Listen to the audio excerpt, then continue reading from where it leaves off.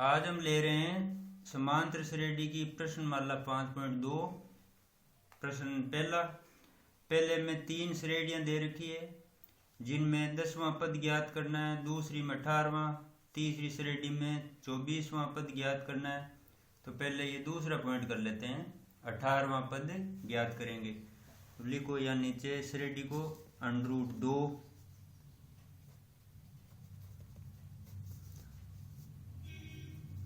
√2 3 √2 5 √2 का 18वां पद।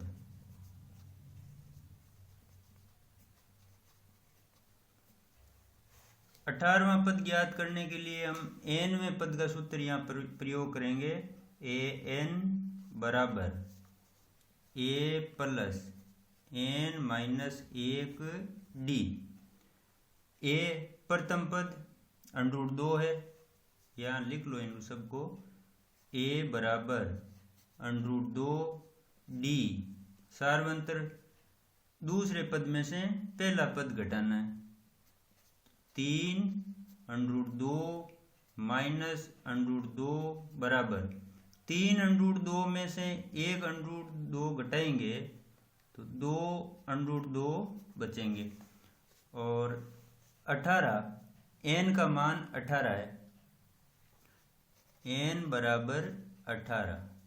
अब इसमें सूत्र मान रखो तो a 18 बराबर a यानी प्रथम पद √2 प्लस n का मान है 18, या लिखो 18 माइनस 1 और d का मान 2 √2।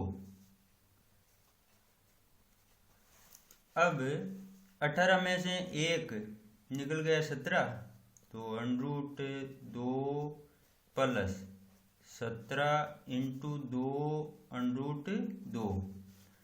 17 और 2 गुणा होकर 34 हो जाएंगे, तो √2 प्लस 34 √2। 34 √2 और प्लस 1 √2 कुल 35 √2 हो जाएंगे, यहाँ लिख लो 35 √2। ये 18वां पद इस श्रेणी का ज्ञात हुआ है। तो इसी प्रकार ये 24वां इस श्रेणी में और इसमें 10वां, तो ये ज्ञात करना है। अब प्रश्न दूसरा लेते हैं। दूसरे प्रश्न में हल कीजिए। नीचे 2 श्रेणियां दे रखी है। पहली श्रेणी है कि 21 18 15 का कौन सा पद -81 है। तो ये श्रेणी घटते क्रम में, जब ये श्रेणी आगे बढ़ते बढ़ते -81 तक पहुंच जाएगी, क्योंकि ये घटते क्रम में, इसलिए ये श्रेणी माइनस में चली जाएगी और इसमें एक पद आएगा -81 आगे। तो ये पूछ रहे हैं कौन सा पद -81 है, यानी n का मान निकालना है। तो पहला पॉइंट है श्रेणी क्या है, 21 18 15 ये श्रेणी दे रखी है। इसमें n का मान निकालना है, कौन सा पद -81 है। तो सूत्र लिखो a plus n minus 1d बराबर an। अब यहाँ a यानी प्रथम पद 21, ये प्रथम पद, d निकाल लो। d बराबर दूसरे में से पहला पद 18 माइनस 21 बराबर -3। और n तो ज्ञात करना है, an यानी इस श्रेणी का ये अंतिम पद होगा। तो an माइनस 81। अब इनके मान रखो सूत्र में। a 21 plus n minus 1 d का मान है -3 बराबर an यानी इस श्रेणी का अंतिम पद -81।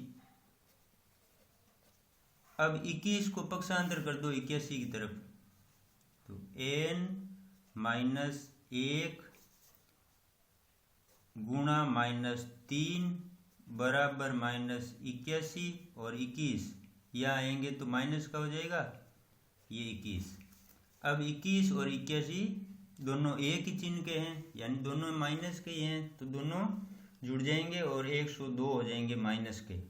तो लिखो यहाँ -102। अब 3 यहाँ गुणा में है तो ये भाग में आ जाएगा यहाँ। तो n-1 बराबर माइनस का 102 और 3 इसके नीचे भाग में तो -3 माइनस माइनस प्लस। अब 3 का भाग दे दो। 3 का भाग दोगे तो पहले जा रहा है ये 3 बार फिर 4 बार यानी 34 बार गया। तो लिखो यहाँ 34 और जो n के पास -1 है वो पक्षांतर होकर इधर आएगा और प्लस का हो जाएगा।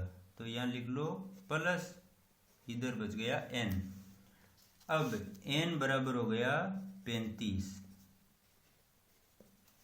अब यहाँ नीचे लिख लो -81 35वां पद है -81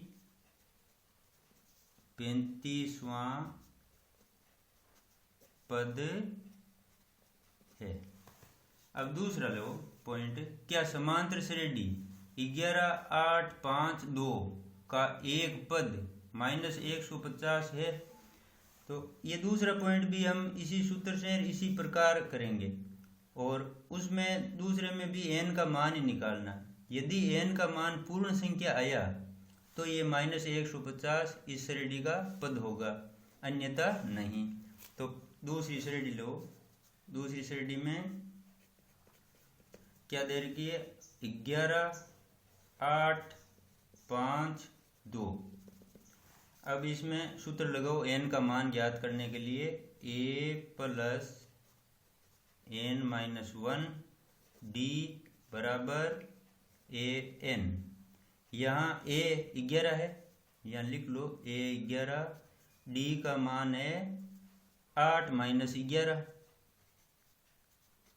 बराबर माइनस का 3 और a n तो a n होगा -150। a n बराबर -150। अब इनमें मान रखो ये a का मान 11 प्लस n ज्ञात करेंगे d का मान -3 बराबर a n 150 -150। अब कोष्ठक खोलें तो ये -3 n से गुणा होगा तो -3n हो जाएगा और -3 -1 से गुणा होगा तो प्लस का 3 हो जाएगा। 11 -3n प्लस 3 बराबर -150। अब 11 और 3 जुड़ेंगे और 14 हो जाएंगे। -3n प्लस 14 बराबर -150। अब 14 को पक्षांतर करेंगे तो माइनस का हो जाएगा यहाँ आकर। तो लिखो -3n बराबर -150 और 14 इधर आए तो माइनस के हो गए और दोनों संख्याएं जुड़ जाएगी 164 हो जाएंगे माइनस के और 3 को फिर 164 के नीचे ले आओ तो n बराबर -164 बटा ये -3 आ गया भाग में। अब माइनस माइनस प्लस हो जाएगा और भाग देंगे तो भाग 54 बार तो पूरा पूरा जाएगा और 2 इसमें शेष पल बच जाएगा जिसमें 3 का भाग नहीं जाएगा। तो ये जो n का मान आया है वो दशमलव भिन्न में आया है तो हम कह देंगे ये -150 इस श्रेणी का पद नहीं है। या लिखो कि चूंकि n का मान पूर्ण संख्या नहीं है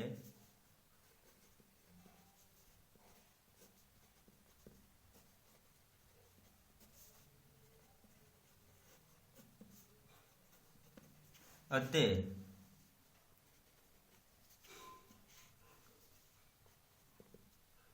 -150 इस श्रेणी का पद नहीं है।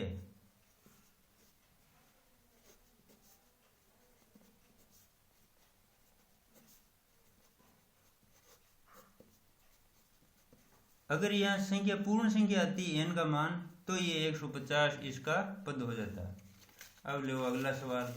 तो अगले सवाल में यदि समांतर श्रेणी का छठा पद तथा 17वां पद क्रम से 19 और 41 हो तो 40वां पद ज्ञात करो। तो 40वां पद ज्ञात करने के लिए पहले हमें चाहिए प्रथम पद और सार्व अंतर। प्रथम पद और सार्व अंतर हम इन छठे पद और 17वें पद की सहायता से पहले ज्ञात करेंगे। तो लिखो छठा पद दिया हुआ 19, तो A6 यानी छठा पद बराबर है 19 और 17वां पद है A17 बराबर 41। अब छठे पद को हम व्यापक रूप में कैसे लिखते हैं? A + 5D, यानी इस नंबर से एक संख्या कम होती है D के पास। लिखो आगे 19 और इधर लिख लो 17 को। तो 17वां पद होगा A + 16D बराबर 41। ये समीकरण हो गए दो, एक नंबर और दो नंबर। अब दो में से एक घटाएंगे तो A का विलोपन हो जाएगा और D का मान आ जाएगा। तो समीकरण दो में से एक घटाने पर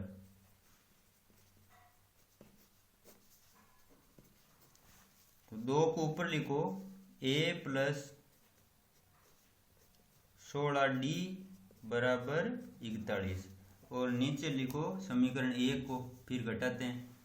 तो ये एक A + 5D बराबर 19, घटाएंगे तो चिन्ह चेंज करेंगे और ये A का विलोपन हो गया। 16 में से 5 चले गए 11D और 41 में से 19 चले गए 22। अब D के पास में 11 है गुणा में, वो 22 के नीचे भाग में आ जाएगा। तो D बराबर 22/11 और भाग चला गया 2 बार। तो ये D का मान आ गया। D का मान समीकरण 1 में रख दो तो A का मान आ जाएगा। D का मान समीकरण 1 में रखने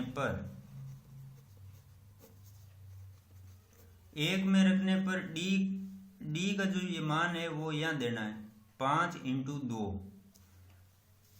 तो लिखो A + 5 × 2 बराबर 19। अब 5 दूनी 10 हो गए, 10 को 19 की तरफ पक्षांतर कर दो।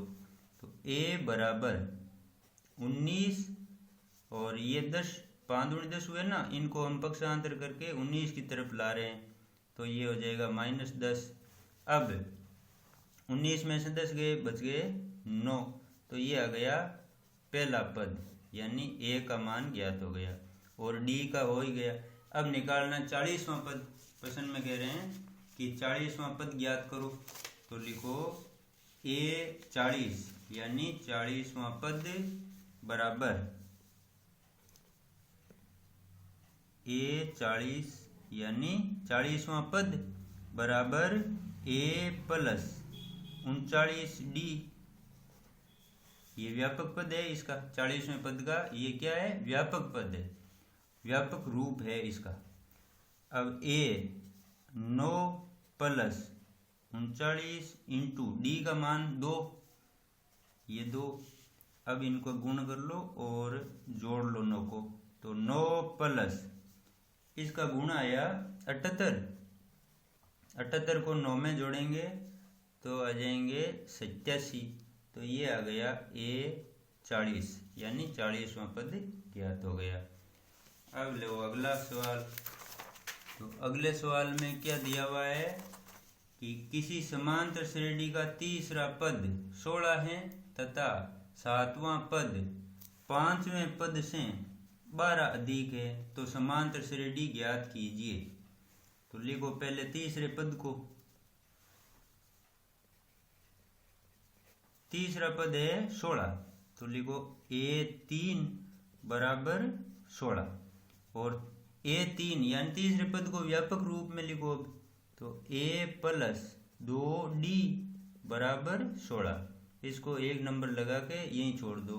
अब अगला प्रतिबंध देखो सवाल का कि सातवां पद 5वें पद से 12 अधिक है। तो प्रश्नानुसार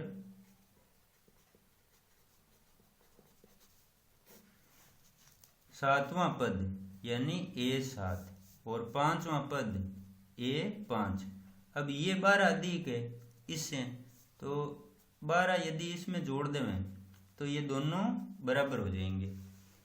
अब A7 का व्यापक रूप लिख लो, A प्लस 6D बराबर A प्लस 4D प्लस ये 12।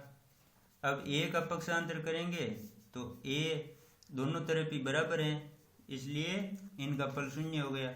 6 में से 4 घटेंगे यानी 4D इधर आएगा तो माइनस का हो जाएगा, तो 6 में से 4 घटकर 2D बचेंगे बराबर ये 12, और 2 गुणा में है D के पास, 12 के पास भाग में भेज दो, तो D बराबर 12/2 बराबर 6, ये D का मान आ गया।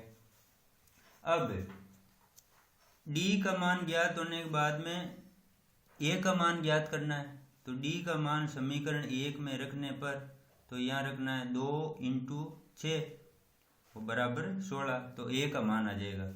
तो लिखो D का मान समीकरण 1 में रखने पर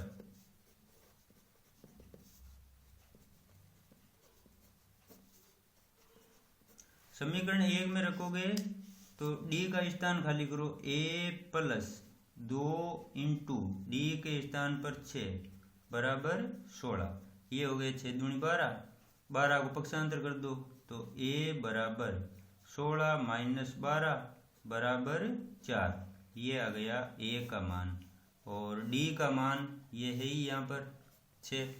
अब श्रेणी के पद बनाने, तो 2-3 पद बनाने हमें, तो लिखो अभिष्ट श्रेणी यानी AP। अब व्यापक रूप में AP कैसे होती है वो पद लिख लेते हैं पहले। तो पहला पद होता है A, दूसरा होता है A प्लस D, तीसरा होता है A प्लस 2D, इस प्रकार ये श्रेणी चलती है। अब इसमें A का मान, पहला पद यही है 4, तो यहाँ लिख लो 4 और A 4 प्लस D 6, यहाँ A लिखो 4 प्लस 2 × D का मान 6। अब ये श्रेणी ज्ञात हो रही है, 4 4 और 6 10 हो जाएंगे, और 6 दूनी 12, 12 और 4 16, तो ये तीसरा पद आ गया 16, और ये हो गई अभिष्ट श्रेणी। अब लो अगला छठा सवाल। छठे में 3 अंकों वाली कितनी संख्याएं 7 से विभाज्य हैं? तो 3 अंकों वाली संख्याएं कहाँ से शुरू होती है? 3 अंकों वाली होती है 100 से। पहली संख्या 3 अंकों की 100 है, फिर ये आगे इस प्रकार ये 3 अंकों की चलती है।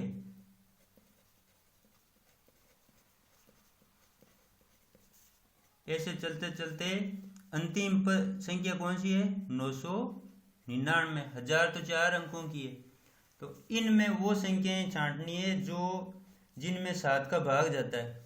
तो 104 तक 7 का भाग नहीं जाता है, इसमें भाग जा रहा है 7 का। तो ये प्रथम संख्या है जिसमें 7 का भाग जा रहा है 3 अंकों वाली, और इधर से 999 में नहीं जाएगा, तो पीछे इसे छोटी संख्याओं में देखेंगे तो 994 लास्ट संख्या है, 994 जिसमें 7 का भाग जा रहा है। तो श्रेणी क्या हो जाएगी? 7 का भाग जाने वाली 3 अंकों वाली, वो होगी 105, फिर 112, 119 और अंतिम संख्या है 994। ये श्रेणी होगी जो 7 से विभाज्य है इनकी संख्याएं। तो इस श्रेणी को यहाँ लिख के और n का मान ज्ञात करना, ये है श्रेणी। तो लिखो यहाँ 7 से विभाज्य 3 अंकों वाली संख्याएं, 7 से विभाज्य 3 अंकों वाली 3 अंकों वाली संख्याएं। तो पहली संख्या 105 है, तो लिखो 105। दूसरी है 112, 119 और लास्ट में है 994। ये है 7 से विभाज्य संख्याओं की श्रेणी। इसमें n का मान यानी कितनी संख्याएं हैं, तो n का मान निकालना है। तो यहाँ लिखो a plus n minus 1d बराबर an। पहला पद 105 है, तो लिखो 105 प्लस n ज्ञात करेंगे, तो n को वापस लिख दो। d का मान 112 में से 105 घटाएंगे तो 7 बराबर an यानी अंतिम पद 994। अब इसको सरल करके n का मान ज्ञात कर लेंगे। 105 का पक्षांतर कर दो पहले, तो 105 का पक्षांतर करोगे तो 105 इधर आकर माइनस का हो जाएगा। तो लिखो n माइनस 1 गुणा 7 बराबर 994 माइनस 105। अब बाकी करेंगे तो 899 आएंगे इसके, तो 899 और 7 यहाँ गुणा में है, इसको भाग में यहाँ इसके नीचे भेज दो। तो n माइनस 1 बराबर 899 बटा 7। अब 7 का भाग देना है, तो 7 का भाग जा रहा है इसमें 127 बार, और जो n के पास में ये माइनस 1 है इसको हम 127 की तरफ ले आएंगे और ये प्लस का हो जाएगा, तो प्लस 1 लिखो और n का मान आ गया 128। तो 7 से विभाज्य 128 संख्याएं हैं 3 अंकों वाली, ये इसका उत्तर हो गया। अब लो अगला सवाल। अगले सवाल में क्या दे रखा है, समांतर श्रेणी 10, 7, 4 माइनस 62, ये अंतिम पद है इस श्रेणी का अंतिम से 11वां पद ज्ञात कीजिए, यानी इधर से 11वां पद ज्ञात करना है अंत से। तो अंत से पद कोई ज्ञात करते हैं तो उसका सूत्र होता है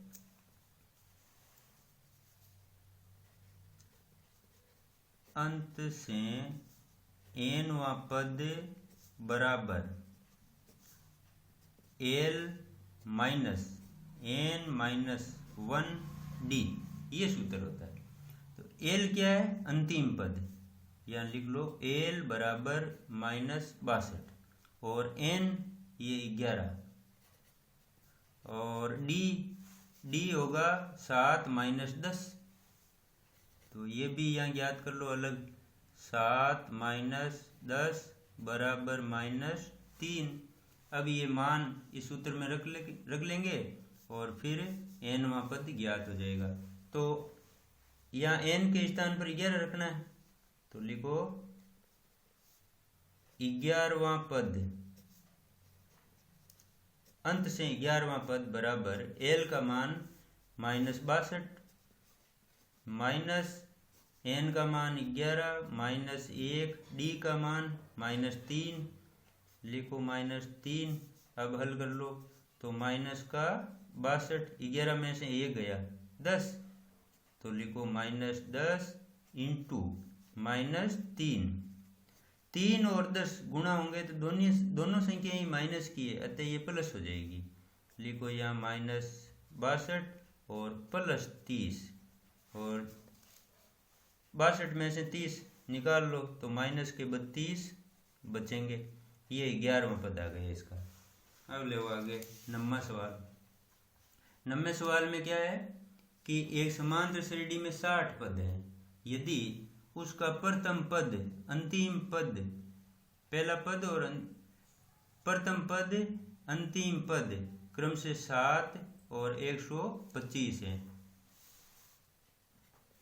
तो प्रथम पद यानी ए 7 है और अंतिम पद का अर्थ है ए एन, तो ए एन का मान 125 है और 60 पद हैं। इसका अर्थ क्या हुआ, ये एन का मान है, एन पदों की संख्या। नीचे लिखो पहले, ये तो है एन, तो लिखो एन बराबर 60 और ये है प्रथम पद यानी ए बराबर 7 और 125 है वो अंतिम पद है, तो इसको हम ए एन से निरूपित करते हैं। लिखो 125 ए एन का मान। अब ज्ञात करना है 32वां पद, तो लिखो ए 32 ज्ञात करेंगे। अब देखो 32वां पद ज्ञात करना है तो हमें एक तो प्रथम पद चाहिए, तो ये तो है, लेकिन यहाँ डी नहीं है, सार्वंतर नहीं है यहाँ, तो सार्वंतर इन तीनों मानों की सहायता से हम सार्वंतर ज्ञात कर लेंगे। सूत्र लिखो एनवें पद का ए प्लस एन माइनस 1 डी बराबर ए एन। अब इनमें मान रख दो, पहला पद 7, तो लिखो 7 प्लस एन का मान 60, लिखो 60 और माइनस 1 डी, डी तो ज्ञात करेंगे और ए एन 125। अब सरल करो, तो 60 में से 1 चला गया, क्या बचा 59।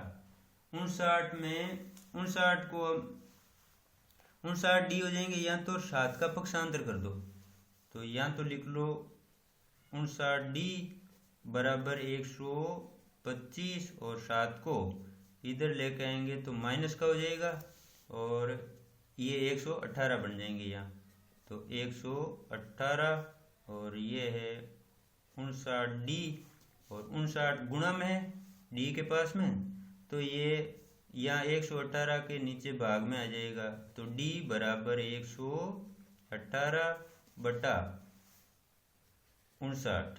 अब भाग देंगे तो डी, ये डी का मान आ गया 2, तो ये डी का मान निकाल लिया। अब 32वां पद ज्ञात कर लो, तो 32वें पद का सीधा ही व्यापक रूप लिख दो,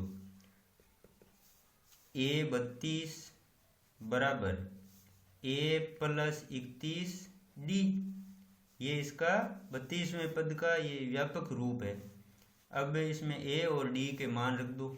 ए का मान क्या है, ए का मान प्रश्न में दिया है 7, ये रहा, और डी अभी निकल आइए 7 प्लस 31 इंटू 2 डी का मान। अब 7 31 और 2 को पहले गुणा कर लेते हैं, फिर 7 जोड़ देंगे, तो लिखो 7 प्लस 62 बराबर 69, तो ये आ गया आपके 32वां पद। अब लो अगला 10वां क्वेश्चन। 10वें क्वेश्चन में क्या दे रखा है कि 4 संख्याएं हैं जो समांतर श्रेणी में हैं, यदि संख्याओं का योग 50 तथा सबसे बड़ी संख्या सबसे छोटी संख्या की 4 गुनी है तो संख्याएं ज्ञात कीजिए, ये प्रश्न है। तो 4 संख्याएं हैं, ये चारों ज्ञात करनी है, तो हम क्या करेंगे, ये चारों संख्याओं को हम मान लेंगे। समांतर श्रेणी का जो व्यापक रूप होता है ना, तो प्रथम 4 पदों को हम मान लेंगे कि वो अभिष्ट 4 संख्याएं हैं, ए प्लस डी, ए प्लस 2d, ए प्लस 3d, वो संख्याएं मान लेंगे यहाँ। तो अब लिखो यहाँ, माना कि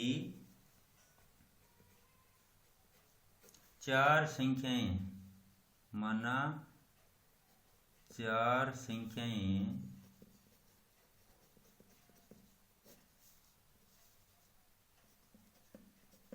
समांतर श्रेणी में है।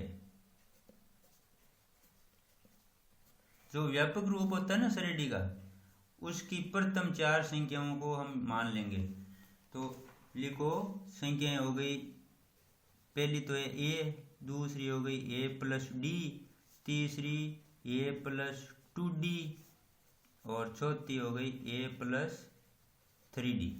ये 4 संख्याएं हमने मान ली समांतर श्रेणी में।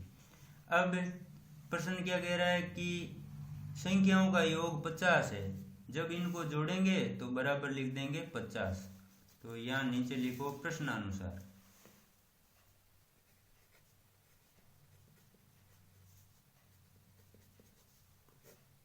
प्रश्नानुसार चारों संख्याओं के बीच में प्लस लगा के आगे बराबर में 50 लिख दो। तो a प्लस डी, यहाँ प्लस, तो a plus 2d plus a plus 3d बराबर योगफल इनका चारों का कितना 50। तो लिखो 50। अब जो सजातीय पद है इनकी जोड़ कर लेंगे। तो सजातीय कौन कौन है, ये देखो a 1 2 3 4, तो 4 तो a है, और d कितने हैं 1 2 यहाँ 3 3 3 6, तो 6d बराबर 50। अब इन तीनों पदों में 2 का भाग जा रहा है, तो संख्याओं को छोटी कर लो 2 का भाग देकर। तो ये आ गया 2a प्लस 3d बराबर 25। समीकरण नंबर 1 लिख के यहीं छोड़ दो। अब दूसरा जो कथन है कि सबसे बड़ी संख्या सबसे छोटी संख्या की 4 गुनी है। सबसे बड़ी संख्या है ये और सबसे छोटी है ये। तो ये प्रश्नानुसार में ये तो पहला काम किया, अब दूसरा काम है ये सबसे बड़ी संख्या सबसे छोटी संख्या की 4 गुनी। इस कथन को भी हम यहाँ गणितीय रूप में अब लिखेंगे। तो ये दूसरा कथन, दूसरे कथन में सबसे बड़ी संख्या है a प्लस 3d, ये तो है सबसे बड़ी, और छोटी है सबसे वो है a, तो लिखो इधर a। अब ये कह रहा है कि ये बड़ी वाली संख्या छोटी संख्या से 4 गुनी है, तो यदि हम इसको 4 गुना कर देवें तो ये दोनों बराबर हो जाएगी। तो लिखो यहाँ 4 गुना में और लिख दो बीच में बराबर। अब पक्षांतर करो a का, तो a 4 a की तरफ जाएगा तो घट जाएगा वहाँ, तो लिखो 3d बराबर 4a माइनस a। अब 4 में से एक a निकल गया तो पीछे बच गया 3a, और इधर है आपके 3d, 3 और 3 ये कट जाएंगे, यानी दोनों पक्षों में 3 का भाग चला जाएगा, तो ये 3 हट जाएंगे, d बराबर a आ गया। इसको दे दो समीकरण नंबर 2। अब समीकरण 2 से यानी 2 में d का मान क्या हुआ a हुआ, तो d का मान जो a है इसे हम यहाँ रख देवें तो इस समीकरण की सहायता से a का मान निकल जाएगा। लिखो समीकरण 2 से d का मान समीकरण 1 में रखने पर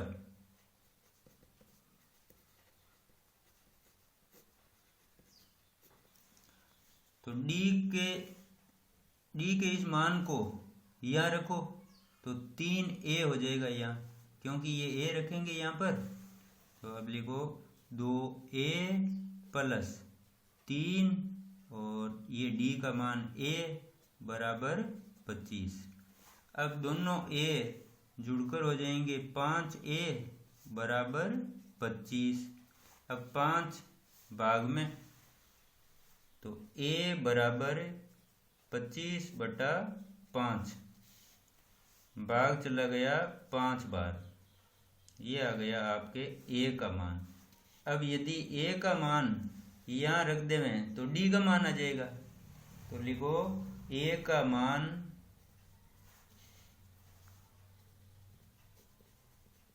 समीकरण 2 में रखने पर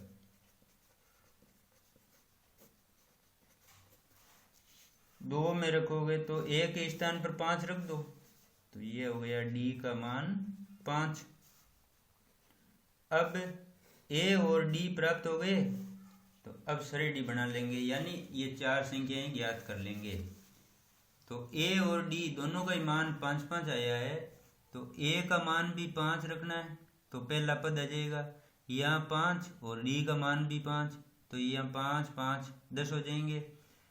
यहाँ 5 रखेंगे और यहाँ भी 5 रखेंगे, तो 5 दूनी 10 और यहाँ 5, तो 15 हो जाएंगे।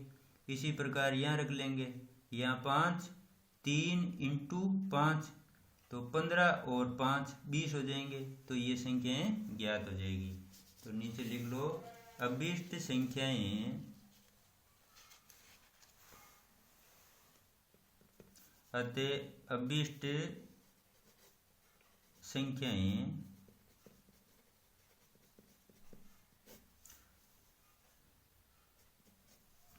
पहली संख्या यानी ए है पहला पद, वहाँ संख्याओं में पहला ए है, तो ए का मान 5 है, रखो 5। फिर 5 प्लस 5, बाद में है 5 प्लस 2 इंटू 5, और चौथा जो चौथी संख्या है वो है 5 प्लस 3 इंटू 5। तो संख्याएं हो गई 5 प्लस ये हो गई 10।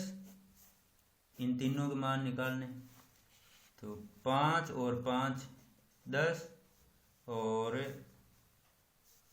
यहाँ कॉमन लगाओ, तो पहली 5 हो गई, दूसरी 10 हो गई, और तीसरी संख्या 5 दूनी 10, 10 5 15, तो लिखो यहाँ 15, और 5 तेरी 15, 15 और 5 20, तो ये संख्याएं हो गई। तो पहली संख्या 5 है, दूसरी 10, तीसरी 15, चौथी 20, ये चार संख्याएं ज्ञात हो गई। तो ये 10वां क्वेश्चन हो गया, और 5.2 के सवाल हो गए पूरे। कर लेंगे 5.3। ठीक है।